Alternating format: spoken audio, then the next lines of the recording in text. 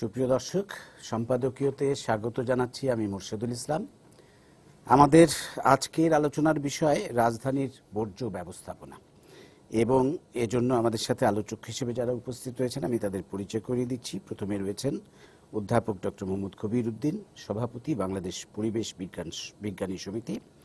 রয়েছেন অধ্যাপক ডক্টর ইশরাত ইসলাম, নগর ও অঞ্চল পরিকল্পনা বিভাগ, বাংলাদেশ প্রকৌশল বিশ্ববিদ্যালয়, এবং ডক্টর এস এম মোর্শেদ, উন্নয়ন গবেষক। প্রিয় দর্শক, আপনাদের বলে দিয়ে আপনারা ইচ্ছে করলে আমাদের সাথে সরাসরি এই আলোচনায় যোগ দিতে পারেন।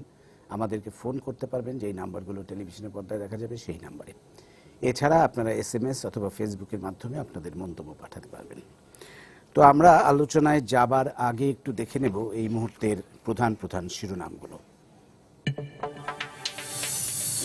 ঈদে বাড়তি যাত্রী সামাল দিতে প্রস্তুত রেল কর্তৃপক্ষ, বহরে যোগ হচ্ছে অতিরিক্ত ইঞ্জিন ও বগি, বাসের আগাম টিকিট বিক্রি নিয়ে নৈরাজ্য।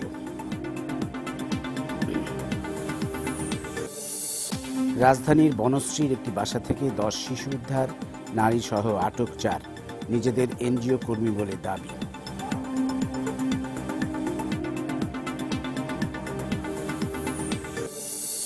জাতির জনকের স্বপ্ন বাস্তবায়ন করে বিশ্বসভায় মাথা উঁচু করে এগিয়ে যাচ্ছে বাংলাদেশ, গণভবনে শিশু কিশোরদের মাঝে পুরস্কার বিতরণ করে প্রধানমন্ত্রী। বর্ধিত ভ্যাট প্রত্যাহারের দাবিতে রাজধানী সহ দেশের বিভিন্ন এলাকায় বেসরকারি বিশ্ববিদ্যালয় শিক্ষার্থীদের বিক্ষোভ, সড়ক অবরোধ।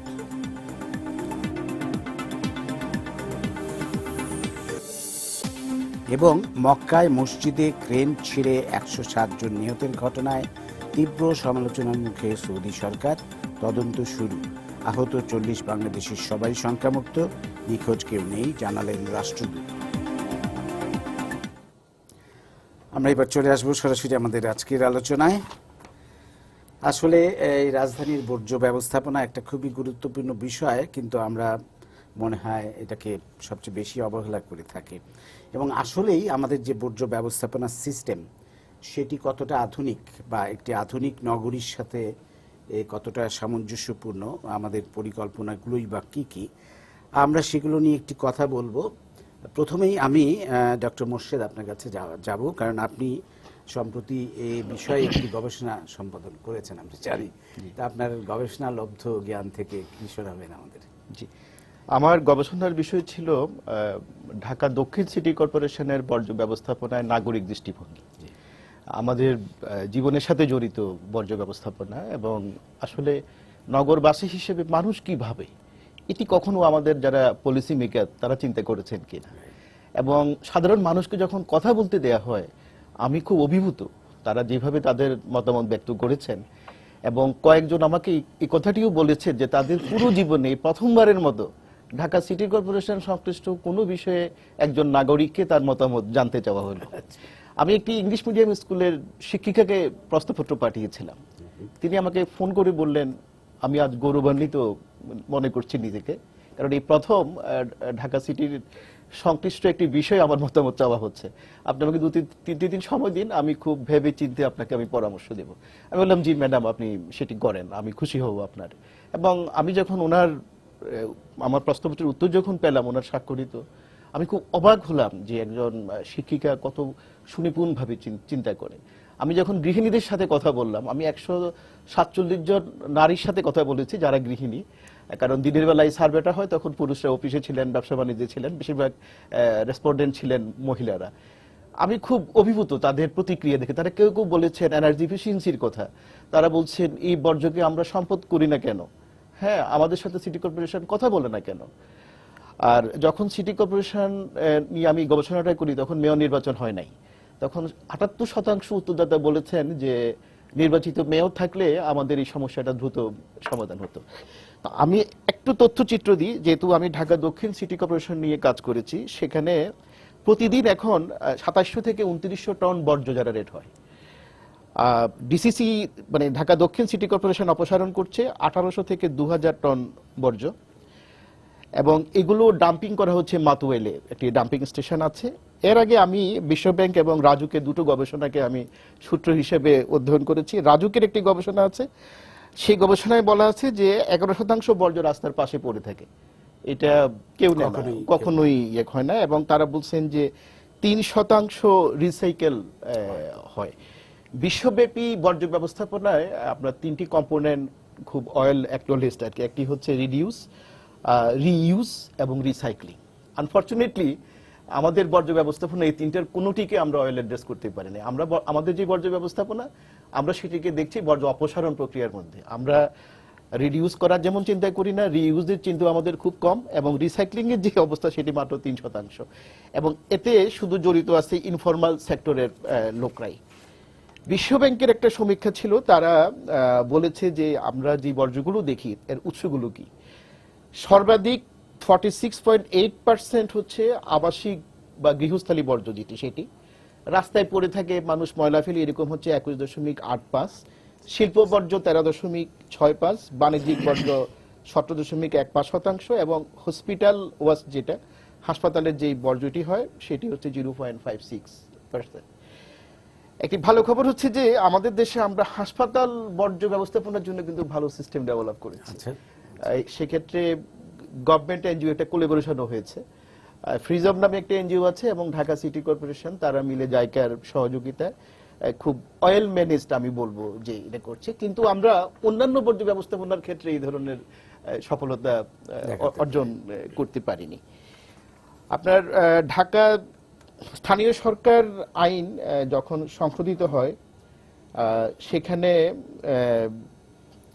এটা 2011-তে যখন ঢাকা উত্তর দক্ষিণ দুটো সিটি কর্পোরেশন হয়, তখন স্থানীয় সরকার আইন ব্র্যাকেটে সিটি কর্পোরেশন যেটি ছিল আর কি, সেটি অ্যামেন্ডমেন্ট হয়। সেখানে ক্লিয়ারলি বলা আছে যে এটি সিটি কর্পোরেশনের দায়িত্ব, অর্থাৎ দে আর দ্য কি এজেন্সি। আপনি ব্যক্তিগতভাবে বর্জ্য অপসারণ করতে পারেন, সেটা আমার নিজস্ব ব্যাপার, কিন্তু সিটি কর্পোরেশনের জন্য অফিসিয়ালি বাংলাদেশের আইন অনুযায়ী সিটি কর্পোরেশন ব্যস্ত আছে। আমি আমার গবেষণার অন্যান্য ফাইন্ডিংস গুলো পরবর্তীতে আরো শেয়ার করবো আপনার সাথে। ধন্যবাদ। আমি একটু এখন অধ্যাপক ডক্টর ইশরাত ইসলাম আপনার কাছে আসি আগে। সেটা হচ্ছে যে কয়েকটি তথ্য আমি যদি দিই, যে ঢাকা শহরের যে ডাস্টবিনগুলো আছে সেগুলোর থেকে ময়লা অপসারণ করে সিটি কর্পোরেশন, বলে আর কি, করে কিনা জানি না, দিনে একবার, কিন্তু মানুষ বারবার ফেলছে। এটি একটা সমস্যা, যে একটু পরেই এগুলো ভরে যাচ্ছে, উপচে পড়ছে। তারপরে রাজধানীর চারপাশে 185টি বর্জ্যমুখ আছে, যেগুলো মানে যেই শিল্প কারখানার বর্জ্যগুলো গিয়ে নদীতে গিয়ে পড়ছে। এই ধরনের নানা রকম সমস্যা আছে, এবং সেগুলো মূলত হাজারীবাগে ট্যানারি শিল্প থাকার কারণেই কিন্তু, এবং আমরা দীর্ঘদিন যাবৎ শুনছি যে ট্যানারি চলে যাবে অন্য জায়গায়, কিন্তু সেটি এখনো পর্যন্ত কার্যকর হয়নি। তো এই সব মিলিয়ে আপনি কি বলবেন? প্রথমে যদি আমি গৃহস্থালী বর্জ্যের দিকে আসি, সেই ক্ষেত্রে আমি বলবো যে আমি প্রথমেই সাধুবাদ দিতে চাই আমাদের নগরবাসীকে, কারণ এখন থেকে 30 বছর আগে ঢাকার যে চিত্র ছিল, প্রায় প্রতি বাড়ির সামনেই ময়লাটা জমা হতো। সেই ক্ষেত্রে কিন্তু নগরবাসী তাদের মহল্লার উদ্যোগে, আমরা যেটা বলি কমিউনিটি বেসড অর্গানাইজেশন, তাদের মাধ্যমে কিন্তু তারা নিজেরা অ্যাটলিস্ট তাদের বাসা থেকে যে বর্জ্যটা নিয়ে যাওয়া হবে সেটার একটা একটু ভাবে বিন্যস্ত করার চেষ্টা করেছে এবং কিছুটা পেরেছেও, এবং তার সাথে আসলে সিটি কর্পোরেশনকে যুক্ত করা হয়েছে। এবং আমার মনে হয় যে নগরবাসীর যে ইচ্ছাটা, মানে কেউ আসলে অপরিষ্কার ভাবে কিন্তু থাকতে চায় না নগর। যদিও এখানে আমি বলবো কিছু কিছু মানুষ তো আসলেই আমরা স্বভাবগত ভাবেই আমরা আমাদের কার্যক্রম ঠিক মতো হয় না, একটা নগর একটা সিভিলাইজড এলাকায় যেভাবে চলা উচিত আমরা চলি না। কিন্তু ওইখানে কিন্তু নগরবাসীর একটা বিরাট ভূমিকা, আমি যদি বলি যে সমষ্টিগতভাবে ঢাকা শহরের নাগরিকরা এক্ষেত্রে একটা বড় ভূমিকা রেখেছে। এখন শুধুমাত্র তারা হয়তো তাদের বাড়িঘর থেকে বর্জ্যটা নিয়ে যাচ্ছে এক জায়গায় ফেলছে, যেটাকে আমরা অনেক সময় বলি সেকেন্ডারি ট্রান্সফার স্টেশন, অর্থাৎ যেখান থেকে এসে সিটি কর্পোরেশন বর্জ্যটাকে অপসারণ করবে। এখন সেইটা অনেক ক্ষেত্রে আমরা যেটা দেখতে পাই, বিভিন্ন চিত্র যেটা দেখি আমরা, যে উপচে পড়ছে। একটি জিনিস জাস্ট আপনাকে একটু ইন্টারাপ্ট করছি আমি। একটি বিষয় যে বলা হচ্ছিল যে বাসা বাড়িতে দেওয়া হবে পলিথিনের, মানে ডিসপোজেবল যে ব্যাগে করে সবাই বর্জ্য ফেলবে, সেটি কিন্তু কার্যকর হয়নি। কিছুদিন আগে আমরা, কয়েক বছর আগে আমার যতটুকু মনে পড়ে, আমি দেখেছিলাম যে সিটি কর্পোরেশন থেকে দুটি করে বালতি দেয় হ্যাঁ, actually, এটা দুই আমি রঙের। একটু ব্যক্তিগতভাবে আমি আমার অভিজ্ঞতা তাহলে শেয়ার করি। আমাদের এই নতুন মেয়ররা আসার পরে আসলেও আমাদের শহরের ব্যাপারে অনেক চিন্তা ভাবনা আমরা করছি এবং আশা করছি ওনারা মাত্র এসেছেন, ওনারা পারবেন, ওনাদের মানে বলিষ্ঠ ইয়েতে আমরা হয়তো কিছুটা হলেও আমরা পরিত্রাণ পাবো। আপনি যেই বাসা বাড়িতে যেটা দেওয়ার কথা বলেছেন, সেই ক্ষেত্রে আমার নিজের অভিজ্ঞতা হলো এটা প্রায় ৩-৪ বছর আগে জাইকার একটা প্রজেক্ট ছিল এবং ধানমন্ডি এবং লালমাটি এলাকায় দেওয়া হয় এবং 3টা আসলে বাকেট দেওয়া হয়। একটা হলো লাল একেবারে হ্যাজার্ডাস, একটা হলো কাগজপত্র এইসব আর হলো আরেকটা হলো একেবারে আমাদের কিচেন ওয়েস্ট যেটা আমরা বলি সেটা ফেলার জন্য। এখন আমি আমার বাড়িতেই আমার বাসায় যে আছেন তাকে আমি বললাম, সাহায্যকারীকে বললাম যে সুন্দর করে গুছিয়ে দেখিয়ে দিলাম এভাবে দিবে। সে 3-4 দিন এটা গুছিয়ে রাখলো, তারপরে আমি উল্টো তার কাছ থেকে ধমক খেলাম যে আপা আমি তো এটা গুছিয়ে রাখছি, যখন নিয়ে যাচ্ছে তখন তো সব একসাথে করে নিয়ে যাচ্ছে। এটা হলো একটা ঘটনা, ওইটা আর কন্টিনিউ করে নাই। কিছুদিন আগে আমি যেহেতু দক্ষিণ সিটি কর্পোরেশনে পড়ি, সেইখানে আমার দক্ষিণ সিটি কর্পোরেশন, ওখানে আমাদের ময়লার ব্যাগ দেওয়া হলো, পলিথিন ব্যাগ দেওয়া হলো এবং বলা হলো এটাতে করে ময়লাটা ফেলা হবে, কিন্তু সেখানে কোনো সেপারেশন না, মানে যত ময়লা আছে অর্থাৎ কাগজপত্র হোক আর অন্যান্য ইয়ে হোক, বর্জ্য হোক, সব একসাথে দেওয়ার কথা বলা হলো এবং কয়েকদিন এটা চললো। খুব বেশি হলে আমার মনে হয় 20 দিন চললো, এটা ব্যাগের মধ্যে করে দেওয়া হলো। কিন্তু 20 দিন পরে এখন আমি জিজ্ঞেস করলাম যে ময়লা নিতে আসে, বলে কি না আপা আমরা এখন আর পাচ্ছি না এটা। তো এই হলো আমাদের অবস্থা। এখন এই ক্ষেত্রে আমি একটা জিনিস বলতে চাই যে এগুলো যে কোনো কিছু করাই আমাদের মতো মানে অর্থনৈতিক অবস্থার একটা দেশে যে কোনো কাজটা করাই কিন্তু অত্যন্ত ব্যয়সাপেক্ষ এবং যখন আমরা এটা সরকারের ঘাড়ে আমরা দিয়ে দিই সেটা আসলে তার জন্য খুবই দুষ্কর একটা কাজ। কিন্তু আমরা কেন যথাযথভাবে আমরা, উনি যেমন একটা গবেষণা করেছে মানুষের পারসেপশনটা জানতে চেয়েছে, আসলে মানুষের বিহেভিয়ারটা কি, আমরা কিভাবে আমরা কাজ করি এবং শুধুমাত্র আমি বাসার থেকে ব্যাগে ভরে দিলাম তারপরে কি হচ্ছে, এই পলিথিনের এই ব্যাগটা নিয়ে কোথায় যাচ্ছে, এই পুরো সিস্টেমটাকে যদি আমি অ্যানালাইসিস না করি এবং এটা করার জন্য আমার যে গবেষণা করা দরকার এবং সেই গবেষণার ক্ষেত্রে শুধুমাত্র আমি একজন খুবই এক্সপার্ট হলাম আমার মতবাদ নিলে হবে না, কিন্তু সেখানে আমার যারা বর্জ্য উৎপন্ন হচ্ছে যেখানে সেখানে বাড়ির গৃহিণী থেকে শুরু করে সেই বাসে যারা কাজ করছে সবাইকে কিন্তু এটার সাথে একাত্ম করতে হবে। তারপরে যে কমিউনিটি থেকে আমার এটাকে নিয়ে যাচ্ছে ভ্যানে করে তাদেরকে বুঝতে হবে যে তাদের আসলে এখন যদি আমি ওই আলাদা করতে চাই বর্জ্য, এখন তাদের কি সেই ক্যাপাসিটি আছে কিনা, এই আলাদা বর্জ্য নিয়ে যাওয়ার মতো তাদের যানবাহন আছে কিনা। তারপরে এটা আমরা যেখানে নিয়ে ফেলছি সেই সেকেন্ডারি ট্রান্সফার স্টেশনটা, এটা যে উপচে পড়ছে, আমরা কি জানি যে এই ট্রান্সফার স্টেশনটা আসলে কতখানি মানুষকে আসলে এটা সেবা দিচ্ছে, তার একটা সার্ভিস এরিয়া থাকবে, তার একটা ক্যাপাসিটি থাকবে, তার লোকেশন কোথায়। এখন তার লোকেশন যদি হয় একেবারে একটা রাস্তার পাশে যেখানে উপচে পড়ছে এবং ওই রাস্তাটাই অলমোস্ট আমরা বহু জায়গায় দেখি যে দখল হয়ে গেছে ময়লা দিয়ে এবং দুর্গন্ধে চলাফেরা করা যাচ্ছে না, তাহলে কিন্তু নগরবাসীর যতখানি চেষ্টাও ছিল তারপরেও কিন্তু আসলে আমরা নগরীর পরিবেশকে আমি উন্নত করতে পারছি না। তো সামগ্রিক ভাবে আসলে এই বর্জ্য ব্যবস্থাপনাকে দেখতে হবে, কারণ আমরা আমরা যেসব রিসার্চগুলো হয়েছে এখনো বলা হয় যে প্রায় 43% মতো বর্জ্য আসলে সংগৃহীত হয় না এবং সেইটা চলে যায় আমার নদী নালা খাল বিল এবং এই যে জলাবদ্ধতার কিন্তু একটা কারণ হিসাবে আসে যে আমাদের ব্রেইনগুলো সব আমার এই ধরনের বর্জ্য দিয়ে পরিপূর্ণ। ধন্যবাদ অধ্যাপক কবিরউদ্দিন, আমি আপনার কাছে আসবো। আপনি একজন পরিবেশ বিজ্ঞানী হিসেবে, যে এটা পরিবেশের সাথে একেবারেই ওতপ্রোতভাবে সম্পৃক্ত, বর্জ্য যদি আমরা সঠিকভাবে হ্যান্ডেল করতে না পারি তাহলে এটা পরিবেশের উপর অত্যন্ত বিরূপ একটা প্রভাব ফেলে। তাই একজন পরিবেশ বিজ্ঞানী হিসেবে আপনার মতামত জানতে চাচ্ছি। ধন্যবাদ আপনাকে। আসলে আমাদের যে আজকে টাইটেল বর্জ্য ব্যবস্থাপনা, বাংলাদেশ এখনো বর্জ্য ব্যবস্থাপনার মধ্যে আসেইনি। এখন যেটা আছে জাস্ট ল্যান্ডফিলিং। ম্যাডাম বলেছেন যে কালেকশন করছে, কমিউনিটি বেসড কিছু কনসেপশন ডেভেলপড হয়েছে। আমরা কিছুটা দূরে এসেছি বর্জ্য থেকে, কিন্তু বর্জ্য কিন্তু ব্যবস্থাপনার মধ্যে এখন আমাদের টোটাল প্ল্যানিংই নাই, গভর্নমেন্টেরও নেই। যাই হোক, আপনাকে একটু শুরুর থেকে বলি। আমি আমার মেইন কাজ হচ্ছে ওয়েস্ট ওয়াটার ট্রিটমেন্ট, সেটাও আপনার ওয়েস্টের মধ্যেই। আমি জাহাঙ্গীরনগর বিশ্ববিদ্যালয়ের শিক্ষক এবং পরিবেশ বিজ্ঞান শিক্ষক হিসেবে আমার একটা রেসপন্সিবিলিটি আছে আমি মনে করি। সেই হিসেবে আমি জাহাঙ্গীরনগর বিশ্ববিদ্যালয় কীভাবে ক্লিন করা যায়, আমাদের প্রায় অ্যারাউন্ড 50 ওপেন ডাম্পিং প্লেস আছে, ছিল আর কি, আমি বলবো না, ছিল। আমি 2005 সাল থেকে এটাকে কিভাবে ম্যানেজ করা, ম্যানেজমেন্ট ঠিক আমার মধ্যে সেই ডাম্পিং ম্যানেজ আসলে ম্যানেজ করতে গেলে তো ফান্ডিংয়ের ব্যাপার আছে, প্ল্যান করার ব্যাপার আছে। যাই হোক আমি 2005-এ ফেল হলাম, 2009-এও ফেল হলাম, অর্থাৎ তৎকালীন মাননীয় উপাচার্যরা ওই 2-3টা ভ্যান করার যে বাজেট এটা আমাকে দিতে পারেননি। যাই হোক ফাইনালে আমি 2012 শুরুতে আমি যে চেষ্টা থামিয়েছি তা না, আমি কন্টিনিউয়াস পরিশ্রম করেই যাচ্ছি কীভাবে ম্যানেজ করা যায়। আমি যেহেতু জাপান থেকে পিএইচডি করেছি, আমার জাপানের বিভিন্ন অর্গানাইজেশনের সাথে বেশ ভালো একটা লিঙ্ক আছে, জাইকার সাথে আছে। তো ফাইনালি জাইকাকে আমি ম্যানেজ করতে পারলাম, তারা ইন্টারেস্টেড হলো যে আমাদের ওখানে 2টা ডাইজেস্টার করে দিবে, এবং ইনিশিয়ালি আমরা এই 2012-তে একটা এমইউ করলাম, ট্রাই পার্টি এমইউ, জাহাঙ্গীরনগর বিশ্ববিদ্যালয়, গ্রামীণ শক্তি এবং জাইকা। যাই হোক আমরা 2012 সালের জুলাইয়ের 1 তারিখ থেকে আমরা স্মল স্কেলে শুরু করলাম, যে আমরা প্রথমে যারা বেশি এডুকেটেড তাদেরকে ইনক্লুড করলাম, অর্থাৎ অনলি শিক্ষক যে কোয়ার্টারগুলো আছে তাদেরকে দিয়ে শুরু করলাম।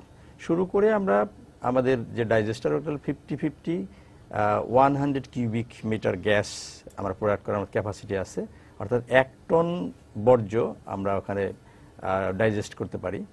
যাই হোক আমরা শুরু করলাম, আমরা 10টা বাড়িতে গ্যাস দিলাম শুরুতে। আমরা বর্জ্য থেকে গ্যাস প্রোডাকশন, আপনারা জানেন যে ওখানে অ্যানারোবিক কন্ডিশনে মিথোজেনিস প্রক্রিয়ায় গ্যাস কনভার্সন হচ্ছে। যাই হোক আমরা এরপরে step by step enter Jahangir ইউনিভার্সিটিকে আমরা এই বর্জ্য ব্যবস্থাপনায় নিয়েছি। This is not easy matter actually, আমি বলবো না it is impossible, but this is a challenging job. আবার পরে আসবো আপনার কাছে, আমাদের সাথে একজন দর্শক আছে ফোনে, আমরা একটু ফোনটা নিয়ে নিই। প্রিয় দর্শক, আপনার পরিচয়টা দিয়ে প্রশ্নটা করুন। আমার নাম আমিনুল ইসলাম, আমি লালমাটিয়া থেকে বলছি। জি। তো আমরা একটা প্ল্যান্ট করতে চাই যেটা র মেটেরিয়াল হচ্ছে নির্দিষ্ট কিছু ওয়েস্ট, মানে ওভারঅল ওয়েস্ট না, যেমন অ্যানিমেল ওয়েস্ট আর কি, নন এডিবল পার্ট যেগুলো, সেটা বার্ডের হতে পারে, ক্যাটল হতে পারে। তো এইটা যখন আমরা সংগ্রহ করব, এই সংগ্রহ করার পেছনে আমাদের কোন কোন ডিপার্টমেন্ট থেকে আমরা সহযোগিতা আশা করতে পারি? City corporation, apart from city corporation, এখানে 3 জন বর্জ্য বিশেষজ্ঞ আছেন, তাদের কাছে আমি প্রশ্নটা রাখছি। আপনি যদি আপনার স্পেসিফিক ওয়েস্টটা বলতেন তাহলে আরেকটু সহজ হতো। আসলে আপনার ওয়েস্ট থেকে গ্যাস কনভার্সন, গ্যাস থেকে আমরা ইলেকট্রিসিটি, আপনার গ্যাস থাকলে আপনি whatever you can like, আপনি যে কোনো কিছু কনভার্ট করতে পারেন। বায়োডিগ্রেডেবল যে কোনো আপনার ওয়েস্ট থেকেই খুব সহজেই ওইটাকে গ্যাসে কনভার্ট করা যায়। এক একটার এফিসিয়েন্সি এক এক রকম, কাজে আপনি যদি স্পেসিফিক বলেন এবং কি পরিমাণে হয় সেই হিসেবে আপনাকে ক্যালকুলেট করে আপনাকে একটা ডাইজেস্টার করতে হবে, প্ল্যান করতে হবে, সেখান থেকে আপনি গ্যাস এবং ফাইনালি আপনি ইলেকট্রিসিটি কনভার্ট করতে পারবেন। আপনার যেহেতু স্পেসিফিক একটা ফার্ম আছে, কাজে এখানে আপনার সেগ্রিগেশনের ব্যাপারটা খুব বেশি প্রয়োজন নেই, আপনি খুব সহজে সেগ্রিগেট করে অর্থাৎ আলাদা করতে পারবেন এই আপনার যে বায়োডিগ্রেডেবল পার্ট। আমি এটা শুধু আপনার জন্য না, সবার জন্যই বলি, ওয়েস্ট ম্যানেজমেন্টের প্রি কন্ডিশন হচ্ছে সোর্স সেগ্রিগেশন। যদি সোর্স সেগ্রিগেশন করা না যায়, যে কোনো ওয়েস্ট ম্যানেজমেন্ট প্ল্যান্ট আপনার ফেল করবে। আমরা এই জায়গাটাতেই আমাদের আসলে অ্যাওয়ারনেস দরকার এবং এইটাই আমার শেখার দরকার। ওয়েস্ট 2 রকমের ম্যানেজমেন্ট করা যায়, একটা ইনসিনারেশন পদ্ধতি আর আমরা জাহাঙ্গীরনগরে যেটা বায়োলজিক্যাল পদ্ধতি করছি। আপনি যে পদ্ধতিই করেন না কেন আপনাকে সেগ্রিগেট করতেই হবে। কাজে এই সেগ্রিগেট যদি সোর্স সেগ্রিগেশন একবার when you mixed up all the waste you cannot segregate, কাজে সোর্স সেগ্রিগেশনটা প্র্যাকটিস করতে হবে। এবং আমাদের মুর্শিদ সাহেব বলেছেন উনি হিউম্যান পারসেপশন নিয়ে কাজ করছেন, আসলে ওই জায়গাটাতে আমাদের নক করতেই হবে। আর গভর্নমেন্টকে অবশ্যই পলিসির মধ্যে আনতে হবে waste management, not for land filling. ধন্যবাদ। জি জনাব মুর্শেদ, আপনি কি বলবেন এই ওনার কথার পরিপ্রেক্ষিতে যে সেগ্রিগেশনের যে ব্যাপারটা? হ্যাঁ, আমি তাহলে আপনাকে আরো কিছু তথ্য দিই, আমি যেগুলো আমার গবেষণায় পেয়েছি। আমার একটি প্রশ্ন ছিল যে নগরবাসীরা এই বর্জ্য ব্যবস্থাপনার এখন যাই আছে এটাকে পরিবেশসম্মত মনে করে কিনা। 75% উত্তরদাতা বলছেন না, তারা এটাকে পরিবেশসম্মত মনে করেন না। ইন্টারেস্টিং তথ্য হচ্ছে আপনার 50% উত্তরদাতাকে প্রশ্ন করছিলাম যে আপনি আপনার সিভিক রাইট সম্পর্কে অবহিত কিনা, আপনি বর্জ্য ব্যবস্থাপনা আপনার যে করণীয়, তাদের 50% বলছে যে না আমরা অবহিত। কিন্তু তাদের মধ্যে আবার পরের প্রশ্ন ছিল যে আপনি সেই দায়িত্বটি পালন করেন কিনা, 30% বলছে না। অর্থাৎ আমি জানি যে আমার রুলটা কি, আমি ময়লায় ফেলবো না, আমি ডাস্টবিনে ফেলবো, এবং আপনার আরেকটি হচ্ছে যে 55% উত্তরদাতা মনে করছেন যে তাদের মতামতকে প্রাধান্য দেওয়া হয় না, যেই জন্য তারা এইসব বিষয়ে আর এইভাবে চলতেই থাকুক এতে আর কি। 16% মাত্র তারা বলছেন যে তারা সিটি কর্পোরেশনে তাদের অভিযোগগুলো উত্থাপন করেছেন। আমার কিছু কনসার্ন আছে বর্জ্য ব্যবস্থাপনার সাথে। প্রথম কনসার্নটা হচ্ছে আপনার পেশাগত স্বাস্থ্য এবং নিরাপত্তা নিয়ে। এখন যে সিস্টেমে আপনার কালেকশন করা হচ্ছে এটি একেবারেই স্বাস্থ্যসম্মত নয়। প্রথম হচ্ছে যেই ছেলেগুলো বাসা থেকে বর্জ্য সংগ্রহ করছে তাদের পার্সোনাল প্রোটেকশন ইকুইপমেন্ট বলতে একটি টার্মিনোলজি আছে, সেটি তাদের নাই। এরপর যখন ক্যারি করছে প্রায় দেখি আমরা খোলা অবস্থায় যাচ্ছে, রাস্তায় ময়লা পড়তেছে আর ট্রাকগুলো যাচ্ছে। এবং অবাক বিষয় হচ্ছে আপনার, আমি একটি উদাহরণ দিই আপনাকে। শ্যামলীতে সূচনা কমিউনিটি সেন্টারের উল্টো দিকে লাকি টাওয়ার, একটি নবনির্মিত একটি ভবন, সেখানে সবগুলো স্পেস তাদের বিক্রিও হয় নাই। সেটির সামনে এখন ওই এলাকার সমস্ত ময়লা রাখা হচ্ছে। এখন প্রত্যেক ব্যক্তি যখন সকালবেলা ওই জায়গা দিয়ে যায়, সে রুমাল দিয়ে নাক করে, পারসেপশনটা এরকম যে আমি একবার নাকের মধ্যে রুমাল দিয়ে আমি পার হই তো আর কি, বাকিদের কথা আমি কেউ চিন্তা করি। গত 2 মাস এই অবস্থা চলছে, কোনো লোক এটার প্রটেস্ট করছে না। এবং অবাক বিষয় হচ্ছে ঢাকা সিটি কর্পোরেশনের লোকরাও কিন্তু প্রতিনিয়ত দেখছেন, তারাও রেসপন্স করছে না। ওই যে আমার গবেষণা যেটি আসছে 16% লোক তারা বলছে যে আমরা অভিযোগ করি কিন্তু কিছু হয় না। আর অকুপেশনাল সেফটির ক্ষেত্রে আপনার আরেকটি খুব আমি নিজে কাজ করেছি এবং দেখেছি, বাতুয়াইলে যেখানে বর্জ্যগুলো ফেলা হয়, ডাম্পিং স্টেশন যেখানে, সেখানে 870 জন নারী পুরুষ এবং তাদের ছেলেমেয়েরা কাজ মানে হচ্ছে ময়লা পিক করে 12টা আইটেম তারা সেখান থেকে আইটেম কালেক্ট করে। এবং আপনি যদি সেখানে যান, এটি একটি অমানবিক দৃশ্য। আমাদের রাজধানীর ভিতরেই এমন একটি অমানবিক দৃশ্য, এটা আমরা যারা সচেতন আছি আমরা কেউ এটা নিয়ে কোনো কনসার্ন ব্যক্ত করি না।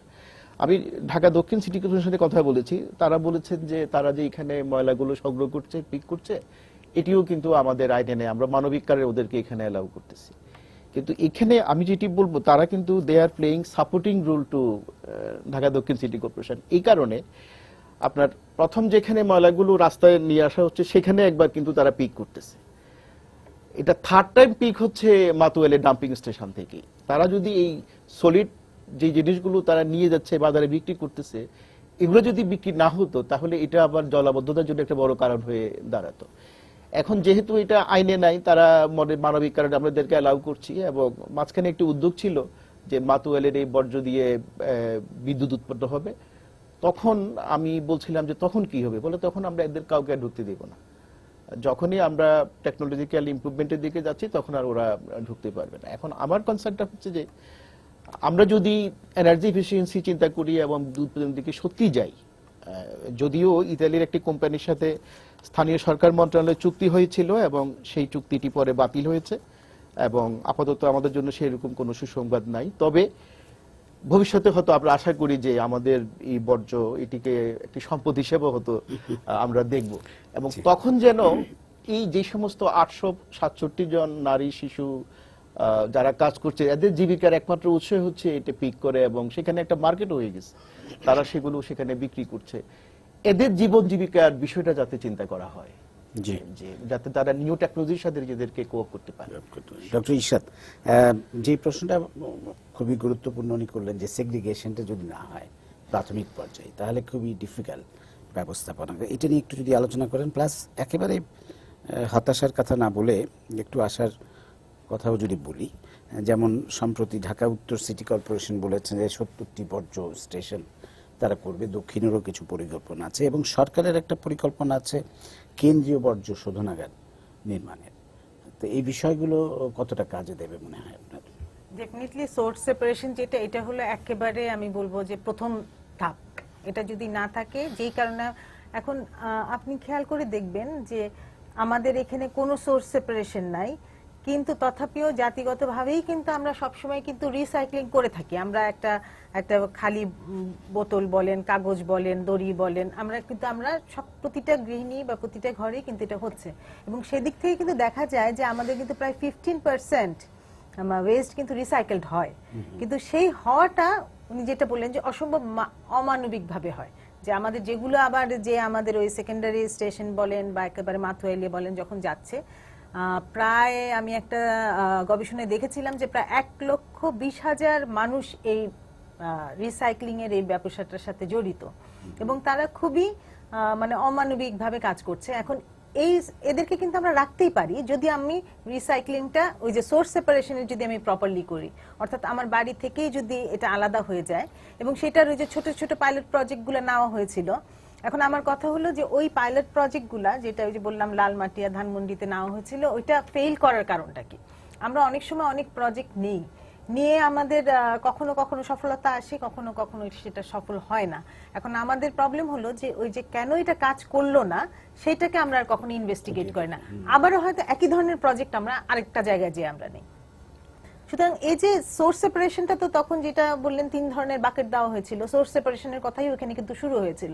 তাহলে এটা কাজ হলো না? মানে আমার নিজের অভিজ্ঞতা যেটা বলে, এটা দেখেন, এটা খুবই মানে একটা প্রাথমিকভাবে কিন্তু একটা নির্দিষ্ট এলাকায় শুরু করা হয়েছিল এবং যেই এলাকাগুলো একটুখানি মধ্যবিত্তরা থাকে তারা হয়তো এটা খুব সহজেই এটার সাথে কোঅপ করতে পারবে এরকম একটা ধারণা ছিল, কিন্তু সেটাও ফেল করলো। কিন্তু সেই ক্ষেত্রে আমি তো বলবো যে ফেল করার ক্ষেত্রে তো আমি নিজে আমার যেটা অভিজ্ঞতা আমি বলছি যে আমার বাসা থেকে পুরো ময়লাটা আবার একসাথে ব্যানে করে নিয়ে যাচ্ছে, তার মানে আমি তো এখানে লুপটাকেই আমি ক্লোজ, মানে আমার যে প্রসেসটা এক জায়গা থেকে এক জায়গায় যাব ওই ইয়েটাই আমি ক্লোজ করিনি। সুতরাং ওইটা তো একটা বড় একটা বিষয় আমার থেকেই যাচ্ছে, সোর্স সেপারেশনের কথা। এবং মনে রাখতে হবে আমাদেরকে এমন একটা পদ্ধতিতে যেতে হবে, ব্যবস্থাপনায় যেতে হবে যেটা আমার অর্থনৈতিক এর সাথে সঙ্গতিপূর্ণ। এখন আমি তো এমন কিছু করতে পারবো না যেটা আমি আসলে সাস্টেইন করা আমার পক্ষে সম্ভব না। এবং আমাদের ক্ষেত্রে যেটা মুশকিল হয় কি, যে আমরা এই যে ল্যান্ডফিল করছি না, আমরা বিভিন্ন জায়গায় ডাম্পিং সাইট আমরা খুঁজে বেড়াচ্ছি। এখন ডাম্পিং সাইটটা ঢাকা শহরের মতো একটা শহরে জমির দাম যদি চিন্তা করেন, এটা ইকোনমিক ভ্যালু যদি আপনি চিন্তা করেন, সেইখানে ওই সাইটটা করা কি আমার যুক্তিযুক্ত, নাকি আমি এই যে সোর্স সেপারেশন করলাম, তারপরে আমি এটাকে রিসাইকেল করলাম বা আমি রিডিউস করলাম, রিইউজ করলাম, ওই দিকে আমার মনোযোগ দেওয়াটা জরুরি। এই যে ইকোনমিক ক্যালকুলেশনটা, কস্ট এন্ড বেনিফিটের, এগুলো যদি আমি ঠিকমতো উপস্থাপন করতে পারতাম তাহলে হয়তো আমরা যৌক্তিকতা খুঁজে পেতাম যে আমি আসলে কেন আমি ওপেন ডাম্পিং ওইভাবে আমি করব না। কারণ আমার কিন্তু বর্জ্য বাড়তেই থাকবে, শহরের মানুষও বাড়ছে, সুতরাং আমার আনলিমিটেড ল্যান্ড শহরে নাই যে আমি ওখানেই ওভাবে আমি যেতে থাকবো। আরেকটা বিষয় যেটা, যে আমরা আসলেও আমাদের শহর পরিকল্পনার ক্ষেত্রে কোনোদিনই আমরা সেকেন্ডারি স্টেশনগুলোর লোকেশন তার জন্য কোনোদিন আমরা জায়গা রাখি নাই।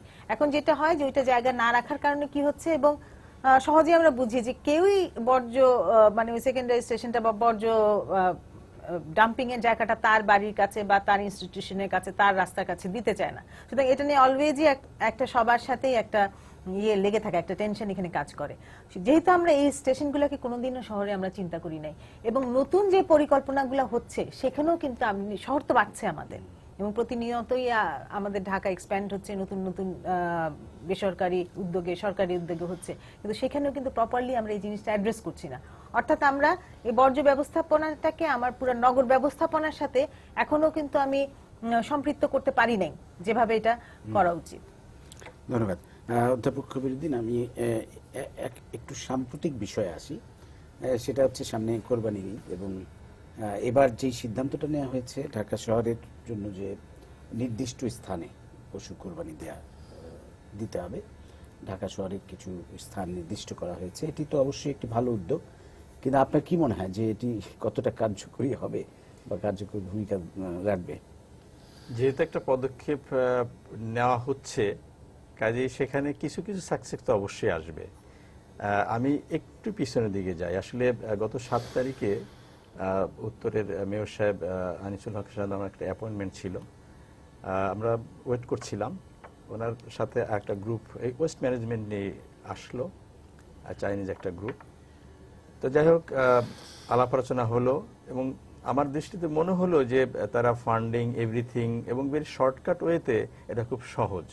এবং উনি কিছু প্রশ্ন করলো যে অর্গানিক ইনঅর্গানিক এগুলি কিভাবে করবো, ওনারা উত্তর দিল যে সবকিছু একসাথেই ওনারা ম্যানেজ করে দিবে, ভেরি ইজি। আমার কাছে মনে হলো আসলে তো ব্যাপারটা তা না। আমি আবারও বলছি যে আপনার সেগ্রিগেশন না করতে পারলে কোনো অবস্থাতে ওয়েস্ট ম্যানেজমেন্ট করা সম্ভব না। আমি একটু পিছনে যাচ্ছি, আমি বিশ্ববিদ্যালয়ে যখন পড়াশোনা করতাম, সংক্ষেপে বলছি, এই আমাদের নর্থ সাউথ তখন ছিল না, একটা সিটি কর্পোরেশন ছিল। গাবতলী যে বাস টার্মিনালটা, এটা ছিল ওয়েস্ট ডাম্পিং। তারপরে আপনার পর্বত সিনেমা হল, আমিন বাজার, এখন হচ্ছে আপনার বলিয়ারপুর যে মাঠটা, আপনার ওই মডেল টাউনের, মধুমতি মডেল টাউনের অপোজিটে। নেক্সট আমরা কোথায় ফেলবো? নেক্সট কিন্তু আরেকটা রেসিডেন্সিয়াল এরিয়া।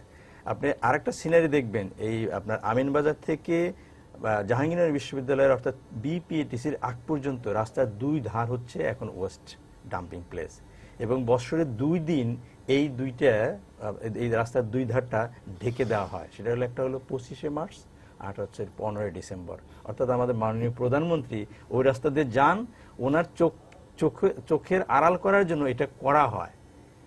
এইটা কি মানে কতটুকু আমাদের পলিসি মেকাররা বা আমাদের যারা স্থানীয় পলিটিক্যাল লিডার আছে তারা কি করছেন? আসলে তো মাননীয় প্রধানমন্ত্রীর কাছে রিয়েল তথ্যটাই উপস্থাপন করা হচ্ছে, যাতে ওনার দৃষ্টি আসে এবং এটাকে সমাধান করা হয়। আমি সময় টিভিকে ধন্যবাদ দিচ্ছি, অন্তত সময় টিভি এটা রিয়েলাইজ করতে পারছে। এইটা এখন শুধু ঢাকা না, আপনার সেমি আরবান এবং ইভেন আপনার রুরাল এরিয়াগুলো এই ওয়েস্ট নিয়ে এখন হিমশিম খাচ্ছে। কাজে এটাকে অ্যাড্রেস করতে না পারলে, আমরা ম্যানেজ করতে না পারলে, আমরা এরপর কোথায় জায়গা পাবো? আমাদের তো ছাদের উপরে রাখা ছাড়া আর কোনো বিকল্প পথ থাকবে না। যাই হোক, সরকার অবশ্যই পদক্ষেপ নেবেন, এবং মেয়র দেখলাম যে উনি বেশ সিরিয়াস এই ব্যাপারটাকে ম্যানেজ করার। উনি বিভিন্ন ক্লায়েন্ট আসছে, ওনার কথা থেকে বুঝলাম যে এটাকে উনি এখন খুঁজছে। আমাকে আরেকদিন হয়তো দেখা করার জন্য বলেছে যে আপনার কিছু তথ্যগুলো নিয়ে ইনসিনারেশন এবং অ্যানারোবিক পদ্ধতি আসলে কোনটা বাংলাদেশের জন্য সুইটেবল, সেইটা উনি আমার সাথে আলোচনা করবেন। আসলে তো ইনসিনারেশন পদ্ধতিটা ইনিশিয়াল ইনভেস্টমেন্ট অনেক হাই, আপনাকে এনার্জি দিয়ে ওখানে পোড়াতে হবে। যে আমাদের সময় আসলে শেষ হয়ে যাচ্ছে। আমি ডক্টর ইশরাত আপনার কাছে একই প্রশ্নে যাব যে কোরবানির পশু জবাই করার যে নির্দিষ্ট জায়গা, এটি আসলে এই বাস্তবতা এখনকার বাস্তবতায় কতটা এফেক্টিভ হবে বলে মনে হয় আপনার? না, একদিক থেকে তো ডেফিনেটলি আমরা এখন প্রতিটা বাড়ির ভিতরে যেভাবে আমরা আমাদের এই কোরবানি পশু জবাই করা হতো, তার চাইতে হয়তো বেটার হবে। কিন্তু আমি একজন সাধারণ নাগরিক হিসেবে বলি, আমি যে এলাকায় থাকি আমি কিন্তু এখনো জানি না যেটা কোথায় হবে, কি হবে। তার মানে প্রতিটা ক্ষেত্রেই আপনি দেখেন কোরবানিদের কিন্তু বেশি বাকি নেই। তাহলে হ্যাঁ, তাহলে এই যে জনগণই তো, মানে এটা তো জনগণকে নিয়েই চিন্তাটা করতে হবে, কিন্তু আমাদের তো সেই ধারণাটা এখনো দেওয়া হচ্ছে না, বা আমরা সেই প্রস্তুতিটাও নিচ্ছি না যে আমরা কিভাবে এটা করতে পারবো কিনা, আমি কোথায়, আমাকে কত দূরে যেতে হবে, আমার কিন্তু কোনো ধারণা নাই। এবং এই ধারণাটা যদি আমি আগের থেকে দিতে না পারি, তাহলে এটার কিন্তু সাকসেস নিয়ে কিছুটা, মানে হয়তো যেইভাবে ওনারা সাকসেসটা চাচ্ছেন, সফলতাটা চাচ্ছেন, সেটা আসবে কিনা। তো আমার ওই প্রতি ক্ষেত্রেই আমার একটা বিষয় আছে যে এই বর্জ্য নিষ্কাশনে আসলে আমাদের জনগণের সম্পৃক্ততা আরো অনেক বেশি থাকতে হবে। এটা মেয়র একা পারবেন না। আমাদের প্রতিটা কমিউনিটি, প্রতিটা মহল্লায়, প্রতিটা এলাকায় জনগণকে নিয়ে যদি কাজ করা যায়, এবং এটা এমন একটা বিষয় আমি জানি প্রত্যেকেই এটাতে স্বতঃস্ফূর্তভাবে অংশগ্রহণ করবে, কিন্তু তাদের নিয়ে কাজ করতে হবে। ডক্টর মোর্শেদ, আমি সময় খুবই সংক্ষিপ্ত, আপনি একটু বলবেন এই যে আপনার যেটা বললেন জনগণের সম্পৃক্ততা এবং জনগণের সচেতনতা, এটাও তো থাকতে হবে। আমরা যেখানে সেখানে একটা ময়লা ফেলে দিচ্ছি, গাড়ির থেকে আমি যে কোনো একটা প্যাকেট ছুঁড়ে ফেলে দিচ্ছি, এই জিনিসগুলো তো আমাদের বদলাতে হবে। একটু এই বিষয়টা একটু বলেন। হ্যাঁ, আমি বলছি এবং প্রাসঙ্গিকভাবে বলছি যে আপনি যেটি কোরবানির বিষয়টি বলছেন, আমি এখানে উদ্যোগটি ভালো, কিন্তু আমি ঝুঁকি দেখছি বেশি দুটো কারণে। একটি হচ্ছে যে এর আগে কিন্তু কিশোরগঞ্জ, গাজীপুরে বিভিন্ন গ্রামে কিন্তু বড় মাঠে এইভাবে হয়, কিন্তু ঢাকা শহরে আপনার স্পেসটি কোথায়, আপনি সেটি ঠিক করতে পারেননি এখনো।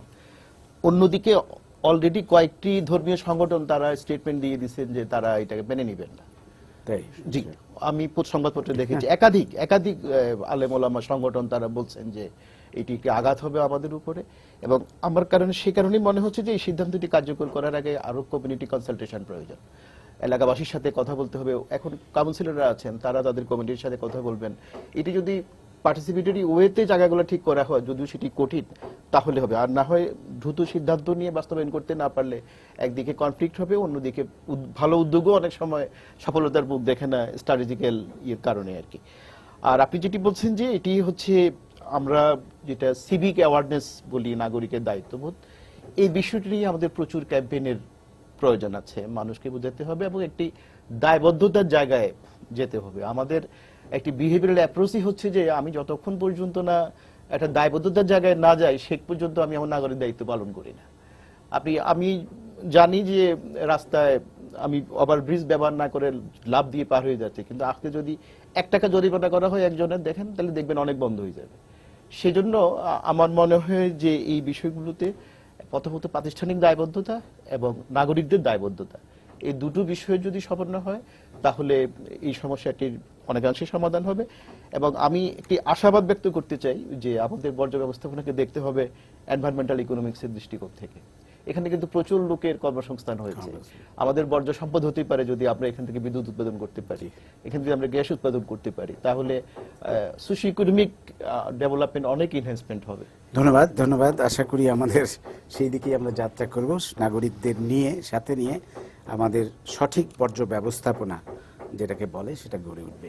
আপনাদের অসংখ্য ধন্যবাদ আজকের এই আলোচনার জন্য। প্রিয় দর্শক, সবাইকে শুভেচ্ছা জানিয়ে শেষ করছি আজকের সম্পাদকীয়। আগামীকাল আবারও দেখা হবে রাত 10টায়। দেখার আমন্ত্রণ রইল। শুভরাত্রি।